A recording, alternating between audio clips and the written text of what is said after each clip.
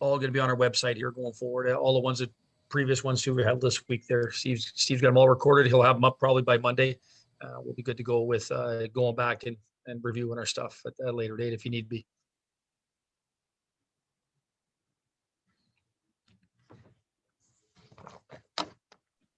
Casey, I just put in the chat the link.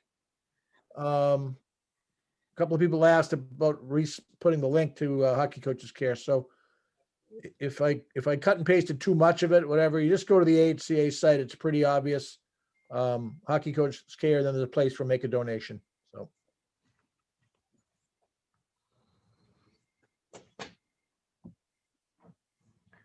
Well, 10:15. So we'll get, obviously, Greg, appreciate you getting on, you and Susan here with, for instant legislation update here. So I'll just give the floor to you and whoever you want to add, you want to go through your stuff and maybe take questions later or questions as we go, Greg, with whoever you want to handle it.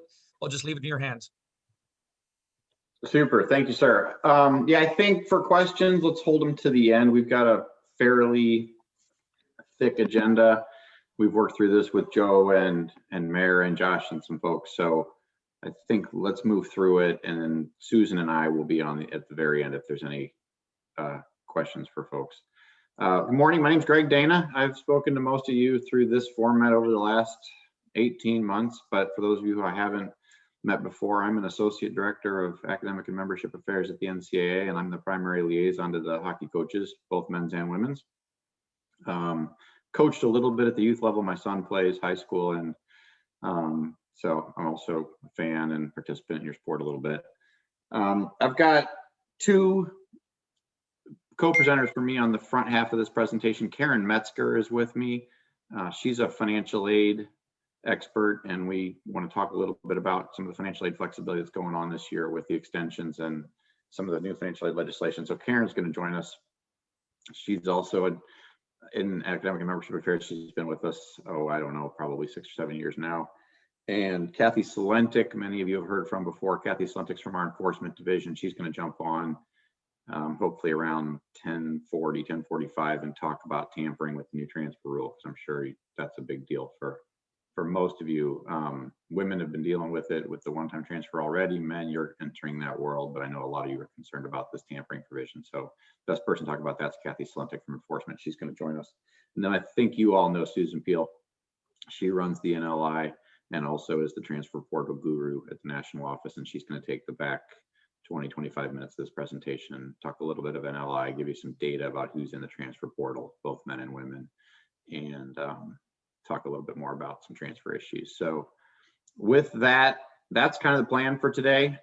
Let's get started. The first thing I want to do before I turn it over to Karen for her part of the presentation, I want to talk a little bit about proposals. I know both groups have some sport-specific legislative proposals that you want to work on. The men working through Josh Fenton are a little bit farther ahead than the women, but I know Mayor McDougall and her group Grant have some ideas too about some things we want to get into the cycle for some adjustments for the primarily recruiting legislation for the women. The men, as many of you know, are interested in start of season, first game, and then some exhibition flexibility and some things like that. So again, the men had worked with Ann Rollman and myself last year to get those proposals ready to go. And the council, the Division I council, had said, we're not doing any of that. It's just COVID only, COVID, NIL, and transfer.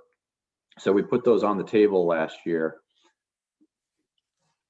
It looks like they'll stay on the table for another year. The Division I presidents and the Division I council have said there's a moratorium on legislation from the conferences. They can only propose legislation this year related to COVID or pandemic issues, or maybe there's likeness issues or other board strategic priorities.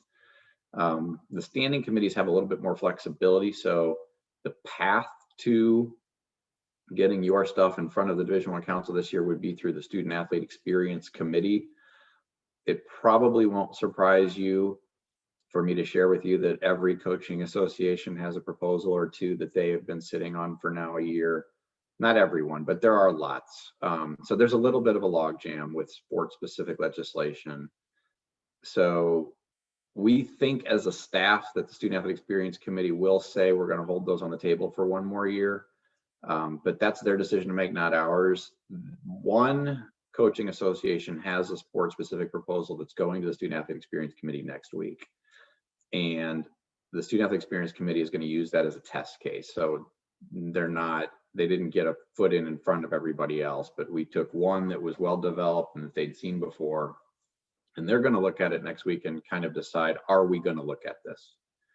And if they say we're going to look at sport-specific legislation this year, then I'll work with your leaders on both the men's and women's side to try to get whatever your highest priority issues are in front of them. We have a little bit of time. It's May, so I think we would have a month or two to work on that. And like I said before, Josh has the men's proposals ready to go. But my guess is, and I wanted to share this with everybody at the start, is my strong guess is, and what I'm hearing from our liaisons, is that the Student Athlete Experience Committee is going to respect that moratorium and say, we're going to work on NIL, we're going to work on pandemic related issues and board strategic priorities, and we're going to hold the sport specific stuff for another year. So I know you guys have a lot of interest in that, but we'll know more in the next week or two, and I'll get that out through our normal email channels. But I wanted to say for the group, I think that's probably gonna wait another year. So with that, Karen Metzger, are you on the call? I am, Greg. All right, Karen's joining us. I'm going to share my screen, and Karen's going to walk you through some seasons of competition stuff and some financial aid stuff. Yeah, thanks, Greg. So as Greg mentioned, I'm going to go over some financial aid things as they specifically relate to the COVID flexibility that we saw in the seasons of competition and eligibility extension space. I'll also go over some details about the application of a proposal, a financial aid proposal that was effective last July, shortly before the academic year. So first, I thought it'd be easy to have a refresher on the seasons of competition and the 5-year clock flexibility to COVID. So if a student athlete played eligible this year, and this applies to any year, freshman, sophomore, all the way through senior, the institution can self-apply a season of competition waiver, basically saying that this year's play doesn't count for one of those 4 seasons. Addition to that, if the student athlete either didn't play, but they were eligible, so they didn't burn a season, but they were eligible to play, or got that season of competition waiver, then you can extend the 5-year clock to account for that COVID response as well. So again, this is all applying to any year of student athlete. In contrast, the financial aid response to that is really designed to address the unexpected return of these COVID super seniors, is what I like to call them. So these require that the student athlete would have exhausted last academic, or this current academic year, depending on your academic calendar, the current year that we're moving out of now, who returns to the same institution, so this wouldn't apply to transfers, and they received one of these waivers or both, so they have this unexpected eligibility that they're returning, hence the COVID super senior type of mentality. So Division I Council, like I said, limited this to the unexpected impact of these returning student athletes. So it is up to the equivalency amount and then also counter status that these students counted in 2021.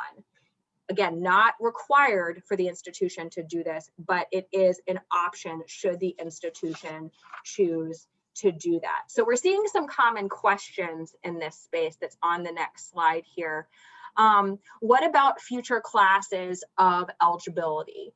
So, you know, if you're applying this to a junior or a sophomore, is this going to trend out so that we can continue to apply this to mitigate that financial impact? And to date, Council has not extended that flexibility. And Greg, we can see your email. Okay, so, sorry. That's okay. Just wanted to give you a heads up on that. That's fine. Council has not given that flexibility for future years. And that rationale has largely been, this was an unexpected return. This is a roster management issue. And essentially, we need to get back to business as usual. Another question that we're getting is, well, I have students that have a medical hardship that was approved prior to this. So, you know, they don't need that additional season of competition through the COVID waiver because we already got their season back because of injury or whatever it was. And so they're essentially looking to rescind that season of competition and then apply the COVID flexibility. So in those cases, what's actually happening is you have the approved medical hardship waiver, and then you're adding the COVID waiver. So essentially that student is getting basically the benefit of both. So they're getting more eligibility than in some cases they actually want. In those cases, I would recommend filing a legislative relief waiver because you can't just not apply or rescind a season or a medical hardship waiver, something along those lines. Basically, that takes away eligibility that a student athlete has. So we're dealing with that through the waiver process instead of through the blanket relief that we saw in COVID response. Sometimes we get the question of the July 1 renewal deadline that has not been extended, and the rationale behind that is that's a student athlete well-being issue. And then also non-academic aid. We're hearing a lot that institutions have academic programs where if they graduate or if they've been there that 4th year, then that academic scholarship no longer applies. So what the COVID response does is allow the institution to exempt only the amount counted in 2021. So if it's an accounting issue and that aid counted in 2021, but it was just a different funding source, it came from the institution instead of the athletics budget, that's fine. And you can go ahead and just handle the accounting issue. But if that aid didn't count towards the team limit and you're looking to supplement with athletic funds, that's where you may, if you're up against the team financial aid limitation, you may need to seek a legislative relief waiver, and we're seeing these increasingly. So those should be waivers that we've seen similar fact patterns before.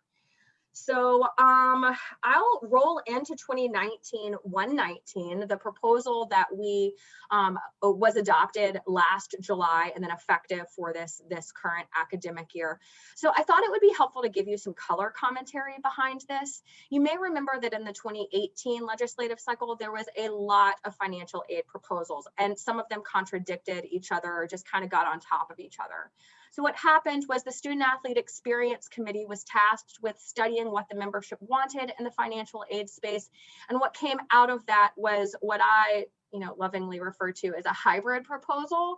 And what that did is it addressed this overarching desire that the membership has to get the aid that student athletes are eligible for through institutional policies in their pocket. That's important, but also do it in a way that didn't negatively impact recruiting equity or competitive equity. That's been a really big deal, and that continues to be a big deal as SAEC is beginning work sort of in the background for the council mandated comprehensive financial aid review that's coming probably later this summer. So the first thing that 2019-119 did is address need-based aid. So you'll remember that under the old rules, so to speak, institutional need-based aid was countable against team financial aid limitations. Under 2019-119, it created an exception allowing institutions to exempt that need-based aid from team financial aid limits, provided that A, it's need-based aid, and then B, it's handled in a normal process for all students. It's just your institution's way of calculating that need. Of course, it remains countable against institutional or the individual limits, so you can't exceed individual cost of attendance based on need-based aid. Another thing that 2019-119 did is it addressed merit-based aid. So the current or the long-standing academic honor award legislation remains in place. That's a really important thing to have in the back of your mind. The old rule basically said that you can only exempt those merit-based awards, those academic honor awards, if you meet the criteria, and some of those are in the EG there. What the new rule does is say this rule's still there, But in the case that you have what we call a non-discretionary merit-based award, we're going to create a new exception. And what that does is it basically says that if you're an award that's non-discretionary, meaning that it goes to everybody who qualifies for it, is based on objective criteria, then we're going to go ahead and allow you to have an additional exception to exempt that aid as well. So on the next slide, you'll see what non-discretionary looks like. And basically what that means is the institution, and this would be done at the financial aid office level, would classify the award as an academic award. It's merit-based. It also has to be awarded using documented objective criteria, like I said before. So what that means is basically it's those types of awards. I know at an institution I worked at previously, they had an award where if you had a 3.0 and a certain SAT score, you automatically qualified for this. That's great. That's exactly what we're talking about. So as you'll see on the following slide, objective criteria, what does that exactly mean? There's lots of different criteria that our institutions use to award academic awards. And examples of that, and this is by no means an exhaustive list, GPA test score, that obvious stuff, residency status, in-state, out-of-state, international, domestic, those types of things are considered non-discretionary or objective. And then application deadline. So this is probably the most common question we get. Well, what if it's first come, first serve? Or what if you have to apply by a particular deadline? That's totally fine. Everybody gets it, can have those filters, so to speak, on that. Examples of criteria that wouldn't satisfy this are things like interviews, essays, leadership scores, extracurricular activity scores, where somebody in admissions or in financial aid is reviewing somebody's application and going, okay, I think that's worth 3 points or 5 points or whatever that may be. Basically, this needs to stay in the realm of it's objective. It can't possibly be athletically related because it's based on these I hesitate to use the word quantitative, but it's basically based on quantitative, objectifiable data. So again, this is an additional exception. So the impact of this basically is that some student athletes, in fact, many student athletes, are going to be able to receive additional aid. That was exactly the intent on this. While some institutions do have policies that don't allow what I call stacking, basically if you get a department award, it might be athletics, it might be from music, whatever department. If you get an award over here, you can't stack it with an academic based award. That's fine. If that's institutional policy, we understand that. But many institutions don't have that policy. And basically what was happening under the previous legislation is if a student received athletic dollars, then a lot of the time they weren't able to accept all this other money that they would have been if they just hadn't been a student athlete. And so that's what we were really trying to rectify with 2019-119. Another thing is because of that, some institutions might see decreased team equivalencies. That's not going to impact the Division I membership requirements. You may remember that to stay Division I or to be Division I, you need to offer a certain amount of financial aid. There are different ways that that's calculated from a bylaw 15, the financial aid bylaw standpoint, and the bylaw 20, the Division I membership requirement standpoints. So you don't need to worry about that when it comes to play here. Basically what this does is if you recruit either financially needy student athletes or very high academic student athletes, a lot of the time this will free up more money if you have it in your budget to provide to other student athletes because you're going to see that decreased team equivalency. So I will pause there. I know I kind of flew through some of this, but Greg, if you'd like, I can hand it back to you to talk about transfers. We're doing good on time. So, and I'm going to let you go if we need to let you get back to the rest of your day, Karen, and I really appreciate you joining us for that. So I think, Casey, if there's 1 or 2 questions on financial aid, we can take those now and kind of wrap this topic up, and then we can excuse Karen and move into transfers and tampering and those kind of fun issues. That's a little bit longer than Karen, I have a question. So when the financial aid deadline passes for a normal student, let's say the deadline is February 1st, for a student to apply for a school at the University of Hawaii, right? And can a school go out and recruit a kid in May and with the cooperation of their financial aid department and then offer financial aid to that student and combine it with scholarship? So the normal deadline's gone. Right. So it's not really through the normal process, so it's not really normal financial aid. So that's my question. Yeah, that's a good question. And if I hear you correctly, it's the age-old situation where the recruiting timeline and the admission timeline don't always work out perfectly, and that does impact, especially need-based and academic-based awards, because a lot of the time the buckets are gone or the timeline has to be different. So what I recommend in those cases is submitting, or having your compliance office, of course, submit an interpretation to, sometimes it has to go to conference and then to the national office, or sometimes conference policy allows it to go straight to the national office, because those can get really fact specific. I think I'd be interested in knowing information like, do other student groups or other late admission timeline students, maybe they're international or whatever, also have this kind of secondary process, or is this really just an athletics exception? Because then you start to veer into the less objective athletics based rationale. And so that can get really context driven. And so I think we've been handling a lot of those questions interpretively, at the office. And then in the cases where we're like, no, that doesn't really fit the intent of the legislation here, knowing that this is a space that's still being reviewed on an ongoing basis, just as divisional priorities have allowed, we have been handling waivers on a case-by-case basis as well, because ultimately where the rub really is with the team financial aid limit. So it's really kind of a non-issue if you're not bumping up against that team, either equivalency or counter limit. But where you are, we can certainly look at a legislative relief waiver if necessary. And we even get to that because it's possible that we could get to an interpretive outcome. Hi, Karen. My name is Nadine. I'm the head coach at Ohio State. How are you? Hi. I have a question. So hockey, in terms of intercollegiate sports, is the only sport other than maybe skiing that actually competes in the Winter Olympics. Mhm. And so my question to you is, we may have some players that are able to be centralized and or compete on the Olympic stage in 2022 representing their country. Number one, will they get a waiver to compete their 5th year for the 22-23 season? But also financially, who would pay for that? The institution or the team, or the team scholarship funding, since they are not able to be here as a 5th year, where normally the institution could pay for that? When it comes to the seasons of competition waivers and eligibility extension waivers, it might be a both situation. It might be an or situation, depending on the facts of the student's eligibility background.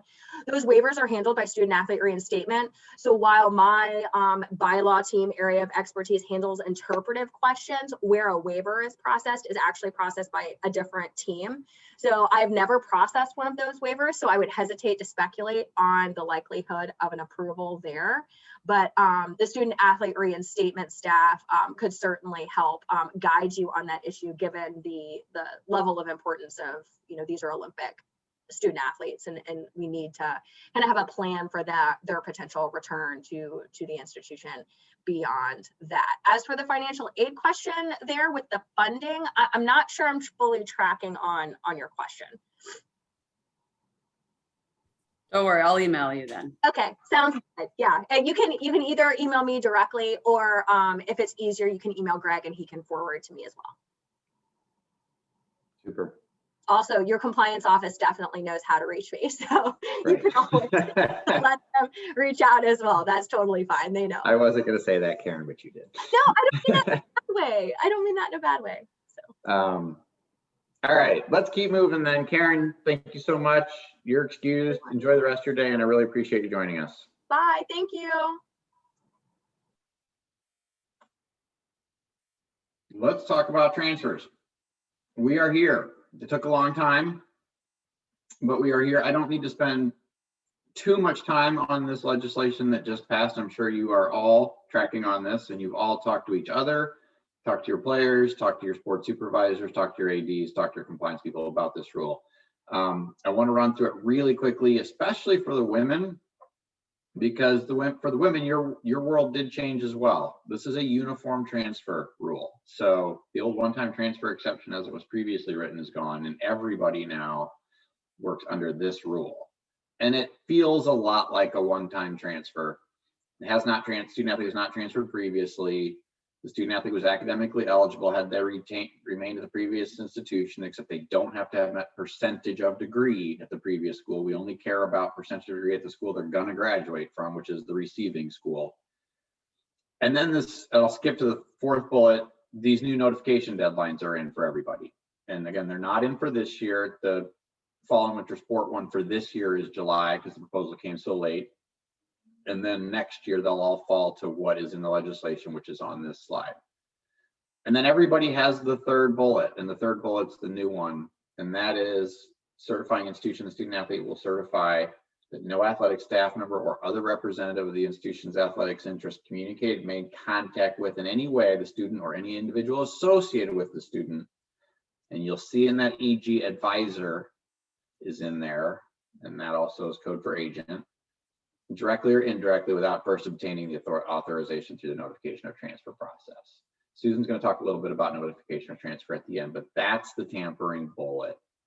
And that now, again, didn't apply in the old one-time transfer and applies now in the new one-time transfer. So with that introduction, I don't think there are going to be any questions or discussion about the rule. The rule is what it is. I know some of you on this call are very excited to have this, and some of you on this call are very not excited to have this, but it's here and we all have it.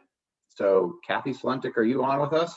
Yes, sir, I sure am. Okay, why don't you take over and talk anything you want to talk about, how you guys in enforcement are dealing with and handling, and what you're hearing about the tampering element of the new rule.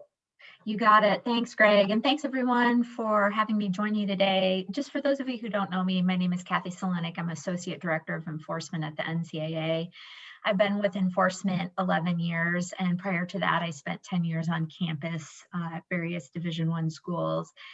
And as I'm sure you can imagine, between the change in the one-time transfer exception and the development of the transfer portal, tampering has become the new hot button topic. And I don't have a PowerPoint or a slide because I just kind of want to talk you through it and talk through what we're seeing in our end. So first, we're seeing an uptick in tampering cases. I think there's a frustration amongst the membership, at least what I hear is tampering happens all the time and you folks in enforcement aren't doing anything about it. Well, we are. It just takes a while for those things to get through the pipeline. And so let me kind of walk through what we're seeing in our end, and then I'm happy to take any questions that you folks might have. So first, right out of the bat, just as a reminder to everyone, any contact between a coach or a staff member and a student athlete at another institution is an impermissible contact. It doesn't matter the reason. Saying happy birthday, saying how's your mom, saying how's school, that's an impermissible contact. But what's important to remember is that not all impermissible contacts rise to the level of tampering or rise to a level of where it winds up on my desk, which are the big, bad, and ugly cases. So what is enforcement looking for? Well, one is we're looking for who initiated the contact. Is it members of the coaching staff initiating the contact? Is it a third party initiating the contact? Is it a student athlete initiating the contact? It's kind of hard if a student athlete sends something to you like, hey coach, how you doing? And to not respond, right?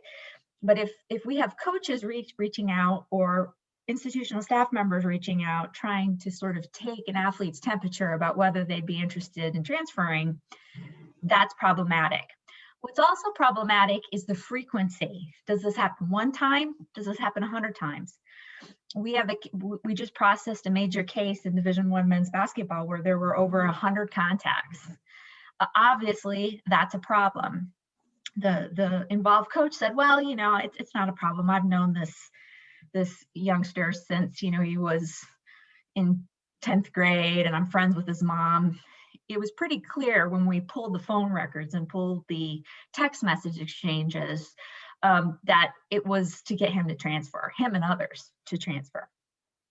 We're going to look at whether or not an advantage was gained, right? I just recently processed a case where we had a high school coach reach out to a football coach saying, hey, this young man is interested in transferring. Would you be interested in him? Coach replies back, he's got to be in the portal, and high school coach says, okay, we'll work on it. Assistant coach gets a text message from the student athlete. The student athlete says, hey coach, I'm in the portal, ready to go. Coach responds, says, great, let's talk. Well, the young man wasn't in the portal. Now, there's an example of a level 3 violation. That was an accident, wasn't initiated by the coach. Should the coach have checked the portal first? Yes, but we're all busy people, right? Things happen. I committed violations when I was on campus, things happen. So we're going to look to see whether an advantage was gained, whether the young person actually ends up transferring to your institution. Those type of things will be important. So that's what we're looking at to see if it rises to the level of a level 2 violation or possibly a level 1. This is the question I always get. Kathy, how many? Who needs to do it? They want specifics. They want a bright yellow line rule. Unfortunately, this isn't a bright yellow line type of issue. It's going to take a lot more. So I can't give you that. But let me tell you the scenarios we see most often in our world. And I'm going to cheat here and I'm going to look at my notes. The number one way we see it is through a third party, non-scholastic coach. In your world, I think that's going to be major junior coaches. That's going to be club coaches, could be national team coaches, reaching out saying, hey, I have a player that's interested in transferring. Would you be interested in him or her? Second, sometimes we see high school folks getting involved. I don't think that's probably going to happen a lot in the hockey world. I think it's mostly club coaches, major juniors, those type of things, but you might. Family. So this is brother, mom, dad, guardian, cousin, best friend, reaching out on behalf of the student athlete. Again, they're putting out feelers, saying, hey, are you interested in a transfer? Trainers and handlers. So we all know a lot of these young folks have trainers at home or some type of handler that works with them. I think Greg said this is code for agent when he uses the word advisor. People that they're working with, and we have a young man or young woman who's not getting the touches that they want. So they're putting out feelers to see if there's opportunity out there.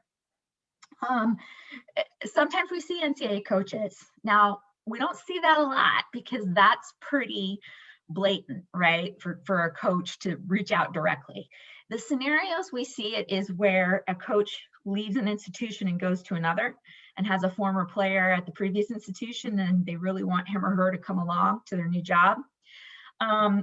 The other way we see it, and this is, been going on since the year of the flood in recruiting, which is burner phones, personal phones.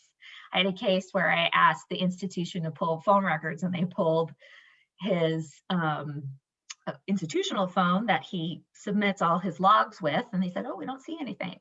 And I said, I interviewed the coach and I said, how many phones do you have? He said, I have 2. Well, we asked him about the other phone. There was a lot of conversation going on that other phone, right? So sometimes we have folks that are being tricky or at least trying to be tricky. Non-coaching staff members, if you have people who work on the recruitment side or you have a connection somewhere, they again might reach out to the student athlete. And this is a super common way, and that's student to student tampering. You have teammates who might again be on a national team or a club team, major junior team, they knew each other. They reach out via social media and say, hey, I'd really like you to be my teammate, or, coach is looking for a new goalie or defenseman or woman. Would you be interested in coming? We'd really like to have you. We see a lot. We've even seen it in the handshake line, where after a competition, folks are shaking hands and we have an athlete or coach sort of having a talk with a team member on the other team saying, we'd really like you to transfer and come play for us. Those are the big ways. There's tons of gradations and variations as it pertains to that. So here's what I get asked. Kathy, what do I do if I think that there's tampering? Well, one, call us. If you don't want to run it through your compliance officer for whatever reason, you can call me. You can call me directly. Here's my phone number, 317-989-5800. 966-6453. You can call. We can have an off the record conversation. We can have an on the record conversation. It's up to you. I take calls from coaches across all sports about this very issue. Sometimes coaches are unwilling to go forward. They just want us to know, and we keep logs and records of that. Sometimes coaches say, yeah, this person tampered with one of my student athletes and I'm angry and I want something to be done. We have an instance right now in a women's sport where that's going on. If you're interested in pursuing this, ask your student athlete to take screenshots of text messages, screenshots of call logs, Instagram, we don't see a lot of Facebook anymore. Twitter, sometimes we see Twitter. Most of the time it's Instagram where they reach out, or possibly Snapchat. They'll reach out to each other. Ask your athletes to take screenshots of those so that we can have that information. But please don't, I said, put my number in the group chat. I'll be happy to do that. I'll put my email too.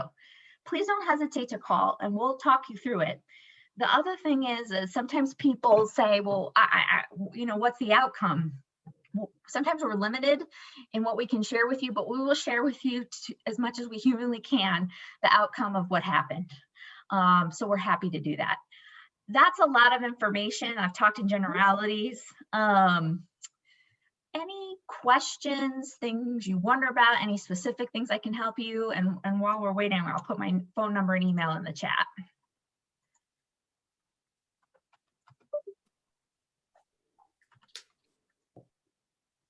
Kathy, this is Don Lucia, the Commissioner of the CCHA. Can you give just a quick examples of what would, in your mind, be a level 1, level 2, or a level 3 violation?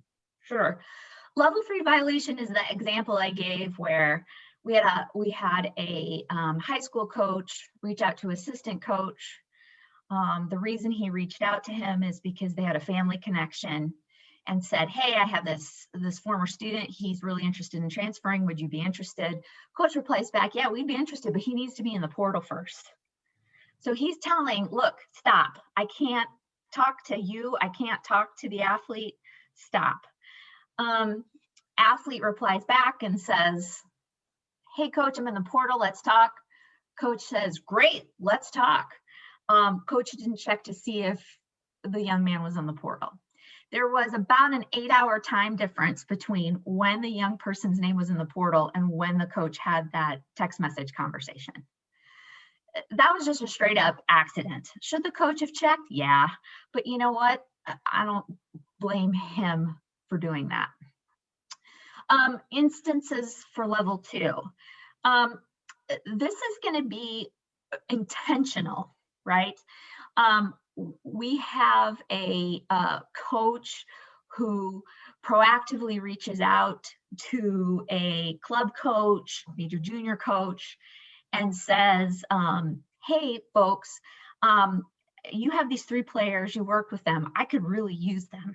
Will you reach out to them? And again, it's sort of initiated by the coach.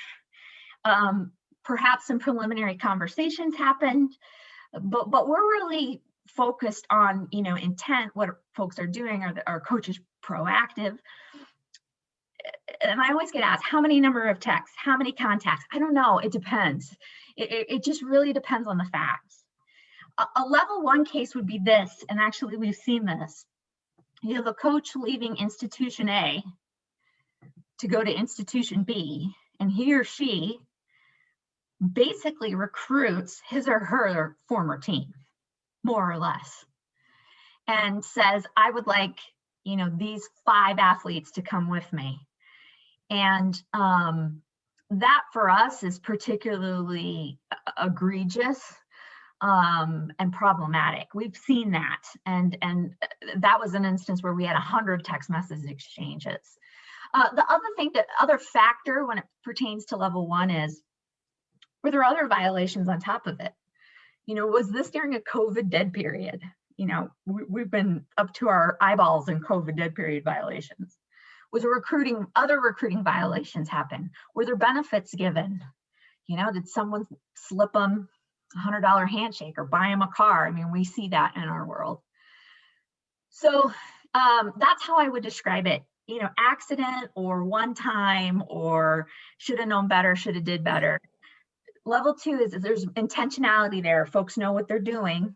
And level 1 is just blatant disregard. We're going to do whatever we want. And what would be the penalties for Yeah. each of those? Yeah, great question. Depends. Everyone loves it when the NCAA says that, right? It depends.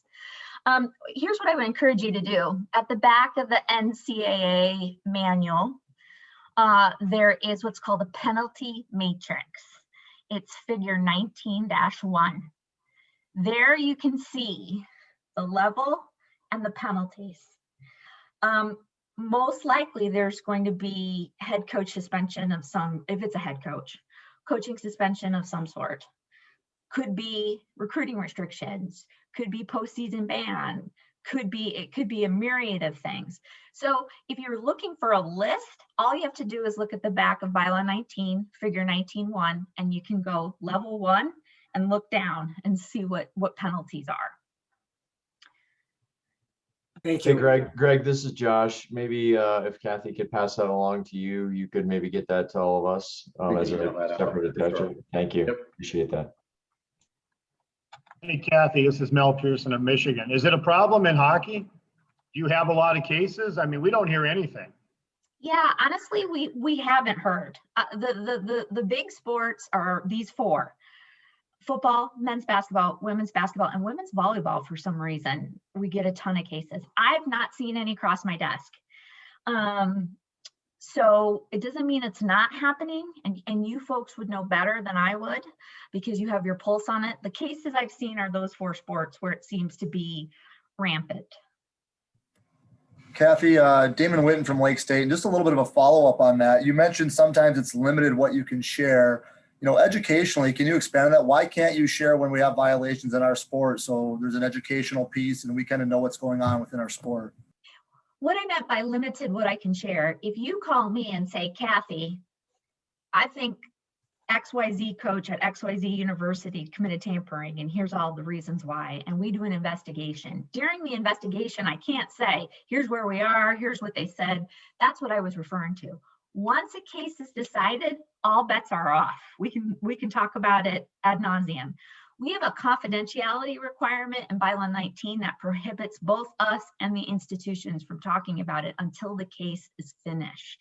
Now, what we can talk about and what we do talk about are trends. Here's how many cases we see in hockey. Here's how many tampering cases. We could talk generally. Here's how many calls we've gotten from hockey coaches.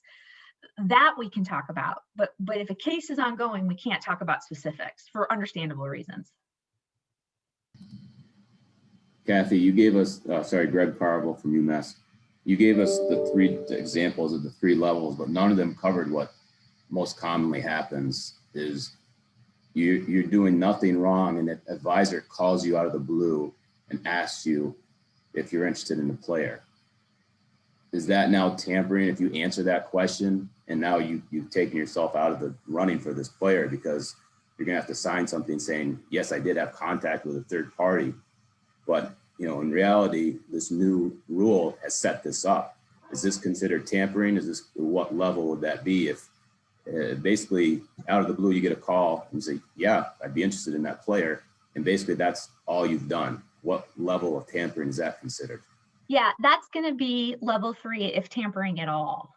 So, and it could be because, right, you have to say you can't have contact. But this is the case that I was telling you that I previously had. The key thing that you have to do is say, I need the young person to put his or her name in the portal. That's what you have to say. I can't talk. Please have the person put his or her name in the portal. This is where it gets tricky. You don't want to be rude, right? And you don't want to deny an athlete an opportunity, but at the same time, you can't actively tamper with someone. So again, for this case I was telling you about that ended up being level 3, this coach was reached out to by a high school coach. And the athlete, he said, I have a former player that he's interested in coming. Would you be interested in? He said, we can talk, but the young person's got to put the name in their portal first. That's what you need to do. Say, I can't talk now. Happy to visit once his or her name is in the portal.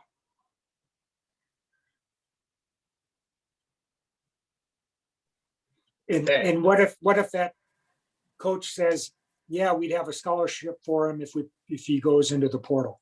That's a bigger problem. That's a bigger problem when you start talking about scholarships. So in this case, this level 3 I was telling you about, there was no discussion about spot, no discussion about scholarship, no discussion about any of that. That'll be the common one. An advisor calls a coach. Yep. And says, my student athlete's looking to transfer, but before he puts his name in the portal, will you take him and give him a scholarship? Yeah, and that's certainly more problematic, right? Because then you're getting in the nitty gritty. All right, Kathy, thank you so much for joining us. And I'm sure we could do lots more questions on this. If you all have specific questions, send them to me, send them to Kathy. We can put both of our contacts in the chat. Kathy and I talk regularly, so we can get your questions answered or your specific situations. And again, this is a new world for the men. This is going to kind of unfold in front of you, and hopefully Kathy gave you some guidance about what's in bounds and what's out of bounds, and give you some good information about when and if you want to call Kathy if you see some of this. So Kathy, really appreciate you taking the time for us this afternoon or this morning. Thanks, everyone. Susan Peel, are you with us? I'm here. Thank you, Greg. There you go. All right. Well, thank you all for inviting me once again to your convention. And I am familiar with a lot of you and visited with you for many years now. Again, Susan Peel, I am a director of governance, and I oversee the National Letter of Intent program and the transfer portal. So I'm going to stay on the transfer topic since that's what we were just talking about. And hold just a second. I am going to share my screen. Comes up here.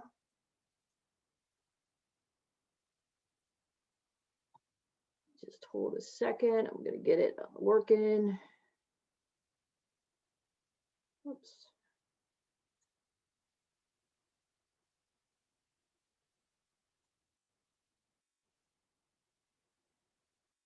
There we go.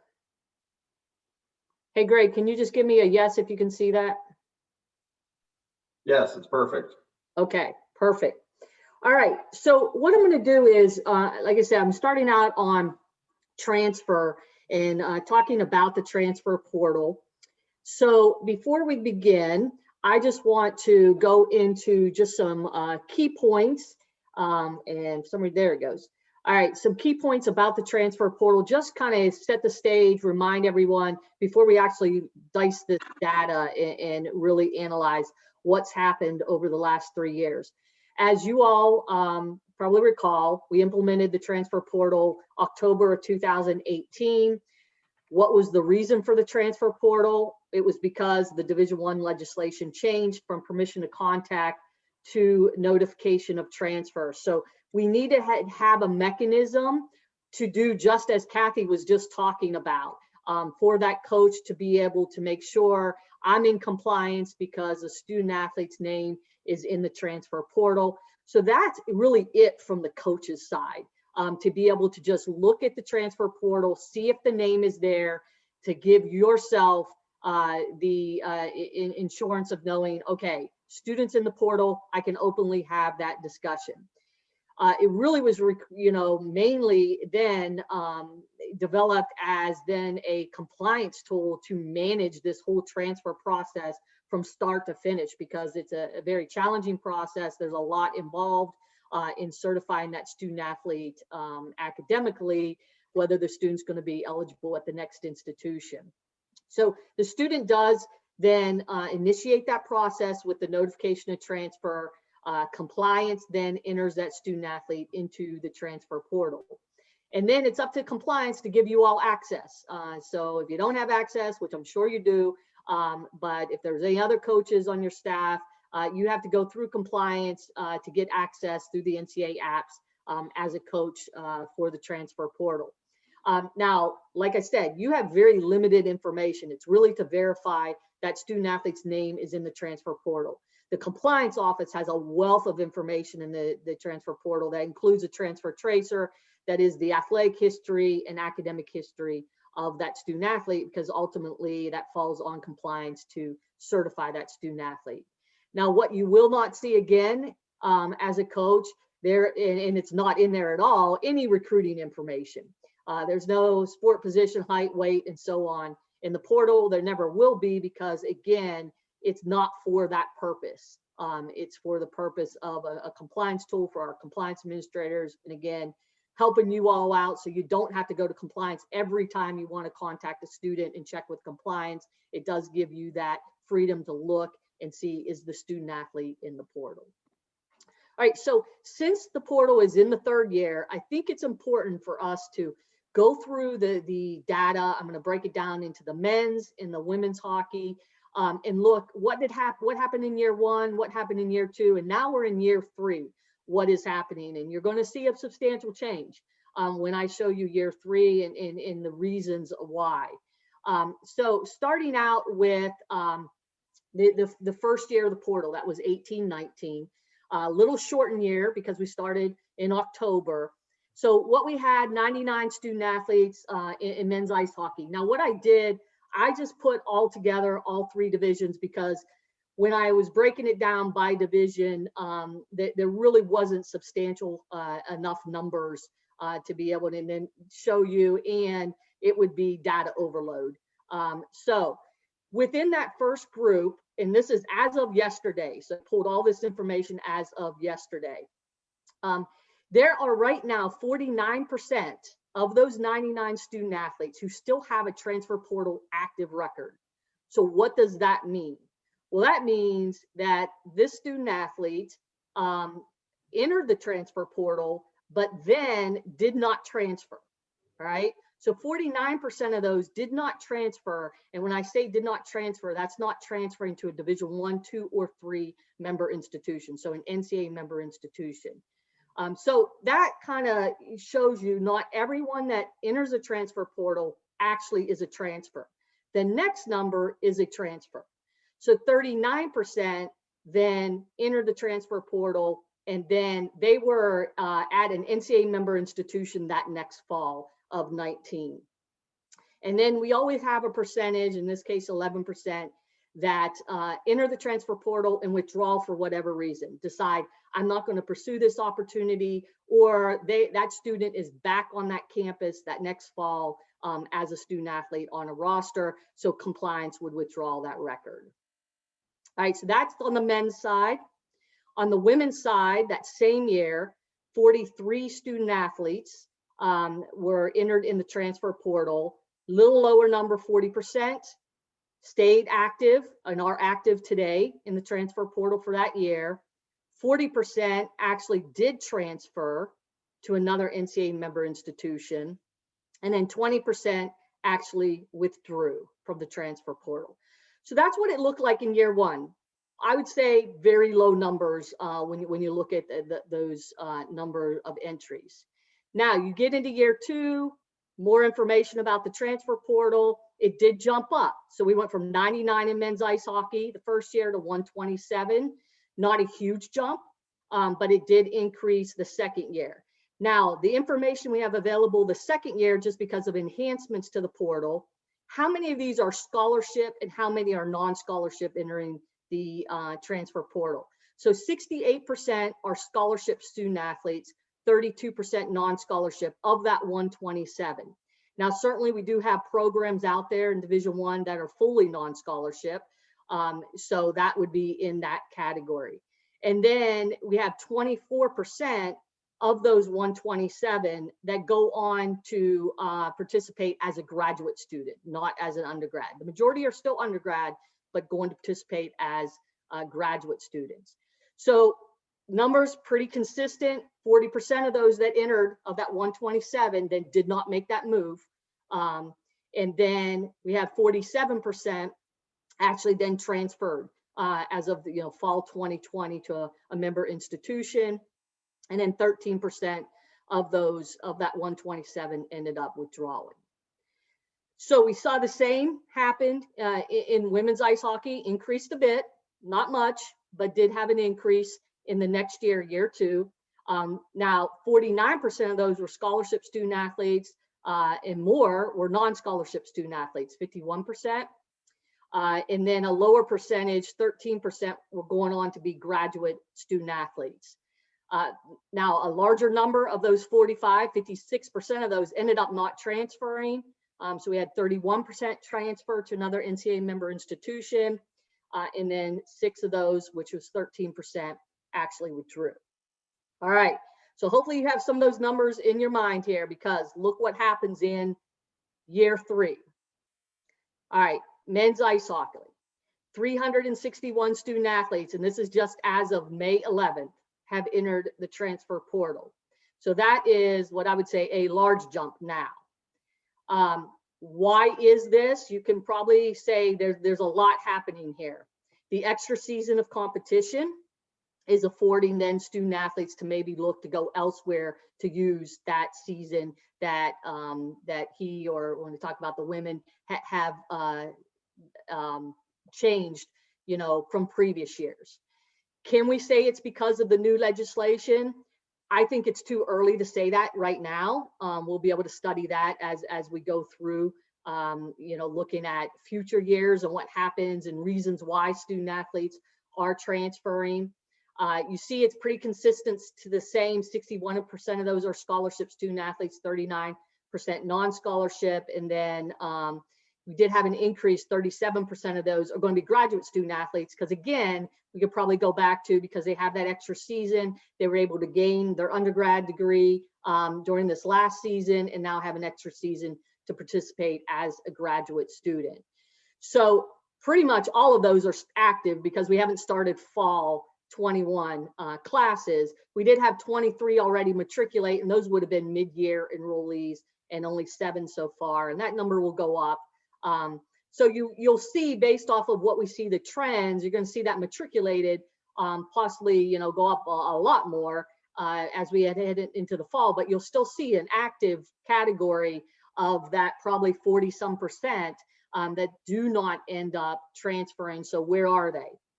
That's the question. We don't know unless they wind up at an NCAA member institution. I will show you, after I go through the women's, you know, looking at their numbers for this year, kind of what we're seeing as far as trends in the timing of this. So if you look at the women, again, that's almost a double there. 96 student athletes in the transfer portal, 54% are scholarship, 46% non. Went up again, 40% of those are looking to be graduate student athletes. Again, I think we can attribute that to that extra season of competition.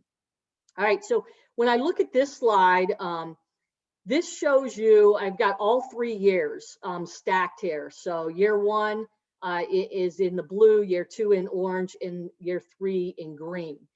So this shows you, when do the student athletes enter the transfer portal in men's ice hockey, as an example here.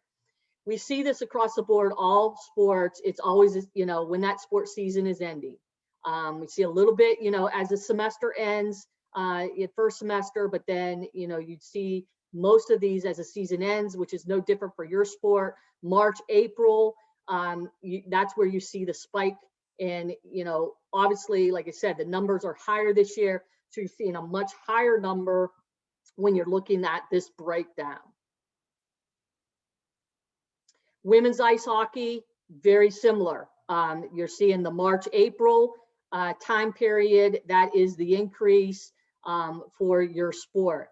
And keep in mind too, when the transfer working group was looking at those deadlines that Greg talked about with the legislative proposal, this is exactly what they looked at. They looked at the entries into the transfer portal and what made sense for, you know, those fall sports, winter sports, and spring sports based off of what we're seeing, because definitely you will start to see this taper off as you get into the later months with the transfer portal.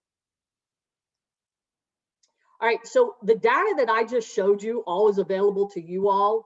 You have access to the transfer portal. If you just click on data reports within the portal, you can run your own reports and customize them down to division, down to conference, institution. You can run a variety of these things for yourself to look at your sport and see what's happening. So that is available, and that's just a screenshot of what you have available in the transfer portal as a coach.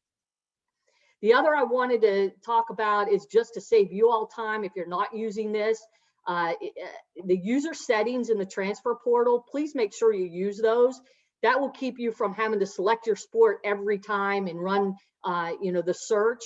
Just go to the user setting, and like this screenshot will show, I just chose all years. I just threw Division I in there, but you could have all. And I selected women's ice hockey and then active. And the reason why you just want to set your active status is because why would you even look at records that have been withdrawn or matriculated, because you can't have contact with those students anyway. So just looking at those active records. And in the next screen, you can see when you go in the transfer portal every time and you select other transfers, that will just default to what you chose. So I chose all years, Division I, active status, women's ice hockey, and it'll be that way every time until you change it. So save yourself time if you're not using the user settings. That will be very helpful. I'm going to pause right there before I go on to national letter of intent to see what questions do you have about transfer portal, that data, and see if anybody has any questions.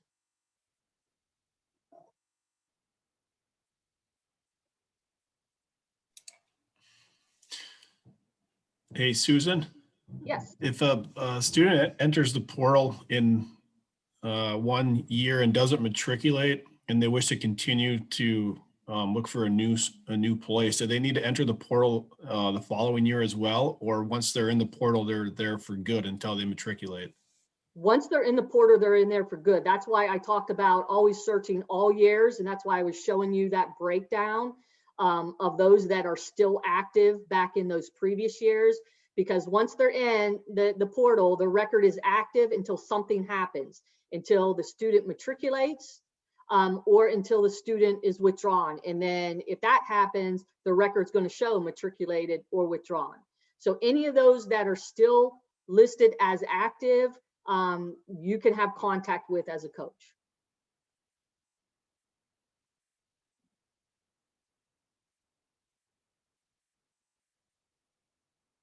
Any other questions?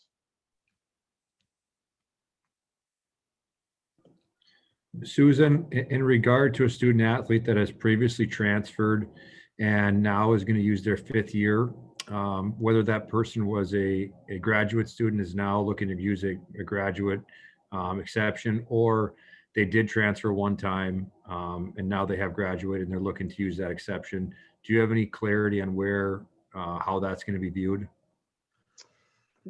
No, and Greg can, if you have any information, I know that the transfer working group's still working on some clarification regarding graduate students through the waiver process, but I don't know if Greg has any more.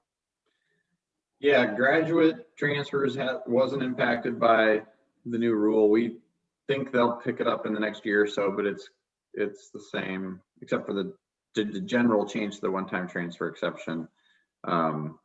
The graduate eligibility piece that didn't change. The transfer waiver working group still exists, and its next point of priority is setting a transfer waiver directive for next year. We do expect them to tighten that up a little bit from where the waiver directive was in the past. Now that everybody has one transfer kind of for free, quote unquote, but we don't know what that transfer waiver directive for next year is going to look like, and that's what they're working on right now. And that also would impact, if there was going to be a directive change on graduates, that would be in that as well. But right now we're just waiting and see. Thanks, Greg. Thank you. All right, I'm going to move to the NLI, and certainly at the end, if you do think of a transfer question, we can answer that. Just a few items, just because we're starting to get crunched with time here. All I want to focus on with the NLI is the delayed enrollment agreement, since we're going to be in year 2 of this new agreement. And really, it was you all that spearheaded this. It was adopted for all sports back in June 2020, but it came out of the hockey group and in many years of us discussing how to get our arms around this delayed enrollment once a prospective student athlete signs an NLI.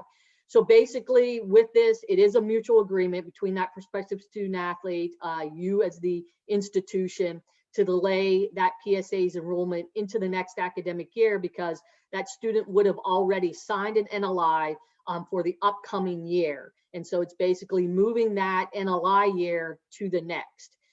This process is all handled through your compliance office. So make sure that you are communicating with the compliance office when you do have either the student athlete and you have discussed a possible delayed enrollment, because then you do have some forms to fill out, the delayed enrollment agreement. And I want to concentrate on these frequently asked questions and just briefly touch upon the 7 that are the most common questions with this agreement. So the first one, is the delayed enrollment agreement form required? And that would be yes. Required it with the implementation of this agreement. This started, like I said, June 2020. If there is that mutual agreement between you and the prospective student athlete to delay, there does have to be this written signature on the form to make sure that both parties are in the same spot as far as what they think is going to happen then the next year. Have the NLI rules related to delayed enrollment changed with delayed enrollment agreement? And the answer is no. This did not change any of the rules. All it did was implement a written documentation process for the mutual agreement between the signee and you as the coach and institution. Can the delayed enrollment agreement form be used for one term? So for example, instead of enrolling in the fall, if the student wants to enroll in the spring, you don't see this very often in hockey, but I did want to mention in case it does happen. And no, you would not use this form in that case, because in that case, you're still under the NLI year of enrollment with the PSA enrolling in the spring. So it's not delaying a full academic year. Can the deadline for agreeing on the delayed enrollment be extended? We have a July 1 deadline, and that was after consultation with you all of what should the deadline be, if any deadline, in talking to you as coaches and talking to compliance administrators, and everyone seemed to be on the same page that July 1 lined up with those financial aid renewals, reductions, and cancellations, and allowed you as a coach to manage your rosters and knowing who's coming back for distribution of aid. And so that is the date of July 1, but certainly there are circumstances that come up that you need to have this extended, and all it takes is just your compliance office contacted me, and those will be granted based off of what those circumstances are. Is the signing institution obligated to provide athletics aid for the next academic year if the delayed enrollment agreement is enacted? And yes, that's the purpose of this, that you're mutually agreeing. So you're saying, okay, if you're going to delay this year, we are agreeing then to provide that athletics aid to you that next academic year. Because without this delayed enrollment agreement, you're not obligated to that. You're only obligated for the NLI signing year. So if you enact this agreement, then you are obligated to provide that aid for that next year. What if the delayed enrollment agreement is enacted and the signee there wants to enroll during that original NLI year? Certainly that can happen.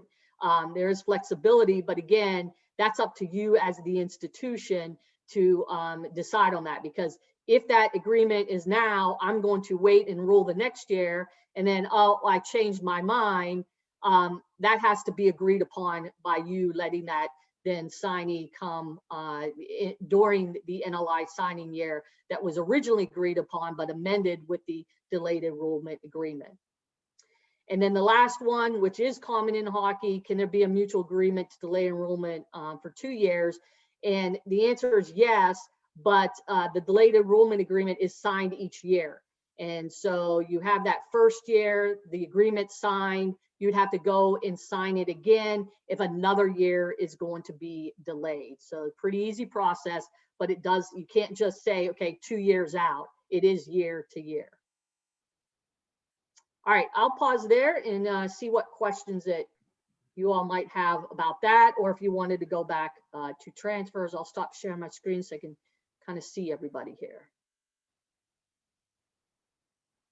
All right. And we're 3 minutes over time, so I also want to turn to Joe and others and see if we need to move on with the rest of the. We have, we've told the next speaker that they're gonna have a later start. We have to finish this by 11:35.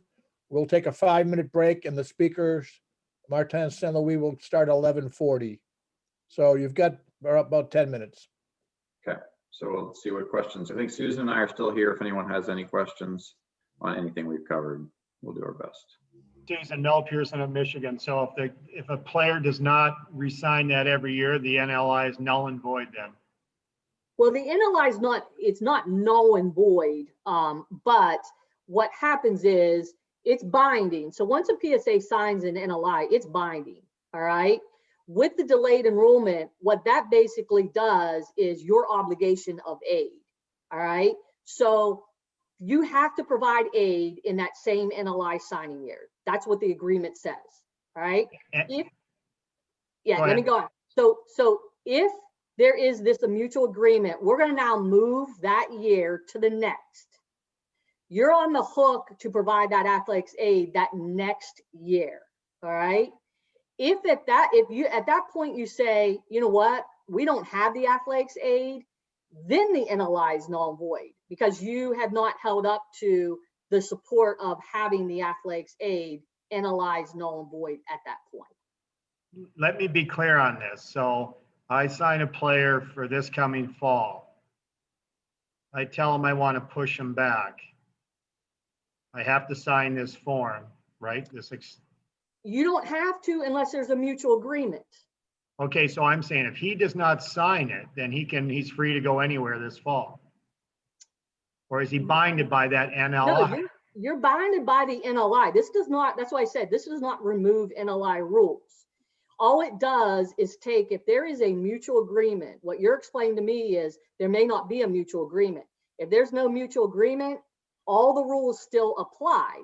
NLI is binding for that first year, all right? If you don't have the aid the next year, then NLI is null and void.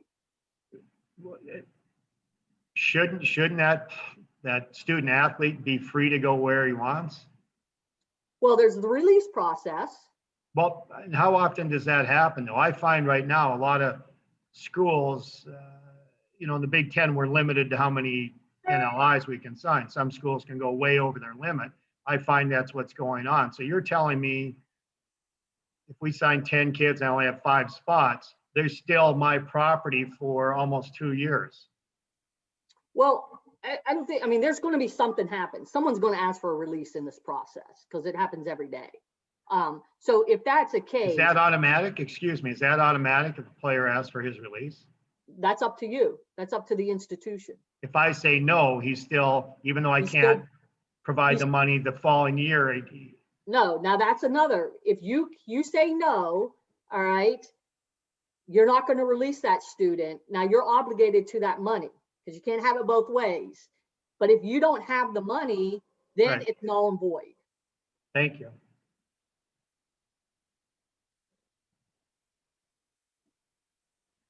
Any other questions?